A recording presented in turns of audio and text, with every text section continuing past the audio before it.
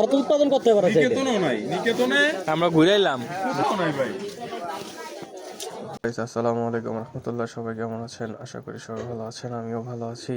তো আজকে আপনাদের জন্য একটা ভিডিও নিয়ে আসলাম, সেটা হচ্ছে আমরা বারবিকিউ পার্টি করব। এই মুহূর্তে দেখতে পাচ্ছেন আমরা মশলা অনেক সস অনেক দূর থেকে পড়ে সবাই মিলে প্ল্যানিং করলাম যে আজকে বারবিকিউ করব। তো যে কথা সে কাজ, বারবিকিউ করার জন্য চলে আসলাম। বারবিকিউ করার আগে যা যা লাগবে সবকিছুই কেনাকাটা করতে এক পর্যায়ে আমাদের বারবিকিউ মশলার সসটা কিন্তু অনেক বেগ পেতে হয়, কারণ এগুলা পাওয়া যাচ্ছিল না, অনেক দোকান খুঁজেও পাচ্ছিলাম না। পরে চলে আসলাম মুরগির দোকানে। মুরগি কেনা শেষ, মুরগি সবাই কোটা। এদিক দিয়ে আমরা হচ্ছে গিয়ে হিটারটা চালিয়ে দিলাম। হিটারটা চালিয়ে মেশিনটা অন করলাম। সবাই শীতের সময় আগুনের একটা ভাব নিচ্ছিল, এদিক দিয়ে হিটারটা লাল হয়ে যাচ্ছিল। তারপরে চলে আসলাম, মশলাটা আবার ভালোভাবে মাখিয়ে নিচ্ছি। মশলাটা মাখানো শেষ করে পরে আমরা চুলায় বসিয়ে দেবো। এদিক দিয়ে আমাদের সবার গিয়ে দেখাচ্ছে।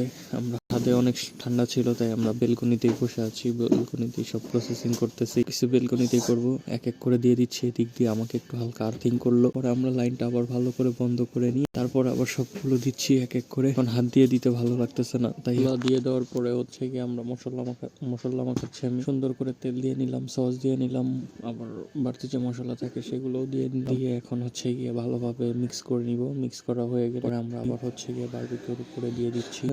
দেখতে পারতেছেন আরেকজন হচ্ছে গিয়ে হাত পাখা দিয়ে বাতাস করতেছে। পুড়তে আমাদের বারবিকিউ হয়ে গিয়েছে। কিছুক্ষণের ভিতরে আমরা নামিয়ে ফেলবো। সবগুলো আবার একসাথে দিয়ে একটু গরম করে নিলাম, যেহেতু শীতের সময়, শীতের ভিতরে ঠান্ডা হয়ে গেছে কিছুক্ষণ আগে ভেজে রাখার পরও। সুন্দর করে গরম করে এখন দিয়ে দিলাম। টাটা।